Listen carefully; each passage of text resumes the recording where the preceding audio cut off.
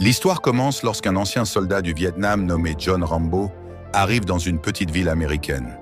Il cherche simplement à retrouver un ancien compagnon d'armes, mais il découvre que celui-ci est décédé.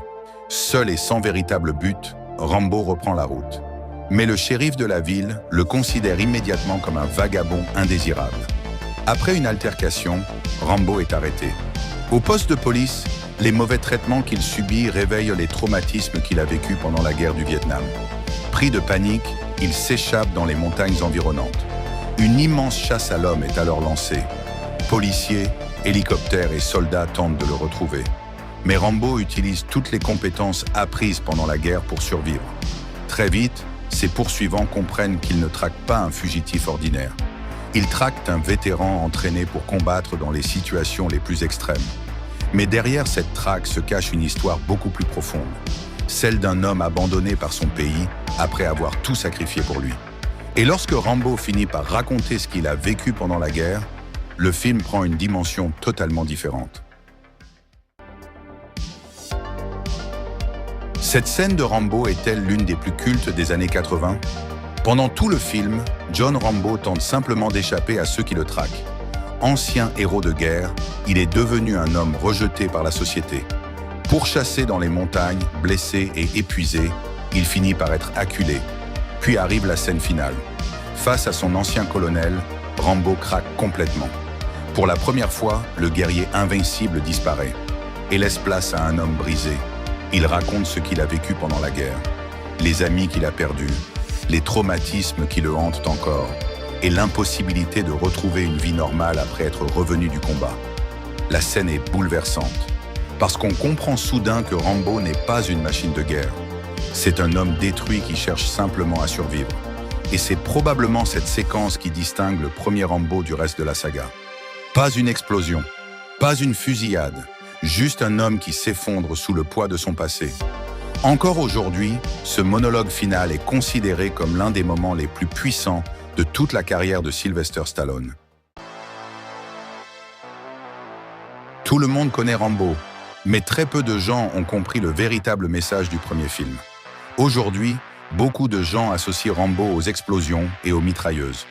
Pourtant, le premier film parlait surtout des traumatismes laissés par la guerre du Vietnam. À l'époque, le sujet était encore très sensible aux États-Unis, et peu de films osaient montrer les difficultés rencontrées par les anciens soldats après leur retour. Autre fait surprenant, Sylvester Stallone n'était pas le premier choix pour jouer John Rambo.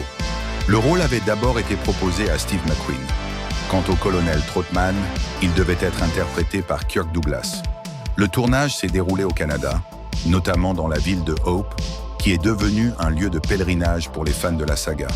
Et Stallone n'a pas été épargné pendant le tournage. Lors d'une cascade où il saute d'une falaise dans les arbres, il se casse 3 côtes. La scène est pourtant conservée dans le film. Autre détail méconnu, Rambo est adapté du roman First Blood, écrit par David Morrell. C'est ce livre qui a donné naissance à l'un des personnages les plus célèbres du cinéma d'action. Enfin, Sylvester Stallone ne s'est pas contenté de jouer le rôle principal. Il a également participé à l'écriture des scénarios des 3 premiers films de la saga. Comme quoi, derrière l'image du guerrier invincible, se cache surtout l'histoire d'un homme brisé par la guerre. 1. Quand le policier remet Rambo dans la bonne direction après le pont, au moment où il redémarre, on distingue très clairement le micro de prise de son dans la vitre latérale de la voiture. 2.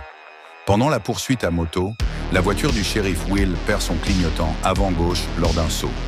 1 minute plus tard, le clignotant est de retour, intact, comme si de rien n'était. 3e.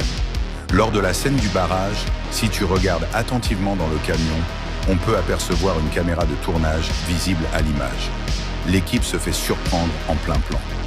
4e. Rambo longe un mur dans une séquence. Quelques minutes plus tard, on revoit exactement la même scène, mais en image inversée, gauche et droite échangées. 5. Lors d'un saut à moto, pendant une fraction de seconde, on distingue clairement le tremplin utilisé pour faire décoller la moto. L'effet fonctionne. Mais le trucage se voit. Tu en avais déjà repéré certaines ? Rambo, film culte ou film complètement mal compris ? Quand on parle de Rambo, Tout le monde pense aux explosions, aux mitrailleuses et aux guerres impossibles. Pourtant, le premier Rambo n'est pas du tout ce film-là.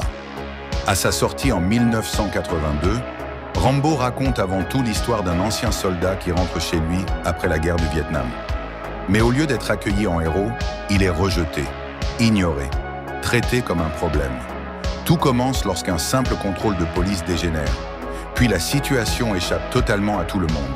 Ce qui rend le film si particulier, c'est que Rambo n'est pas présenté comme un super-héros. Il est seul, blessé, perdu et surtout profondément traumatisé.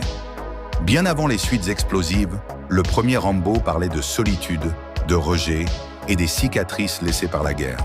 C'est d'ailleurs cette dimension tragique qui a marqué toute une génération de spectateurs. Aujourd'hui encore, beaucoup considèrent que ce premier film est le meilleur de la saga, parce qu'il ne raconte pas seulement une chasse à l'homme. Il raconte l'histoire d'un homme brisé qui tente de retrouver sa place dans un monde qui ne veut plus de lui. Merci d'avoir regardé. N'hésite pas à commenter, mettre un like et de t'abonner pour me soutenir. Suis-moi sur TikTok si tu veux encore plus de contenu. À bientôt.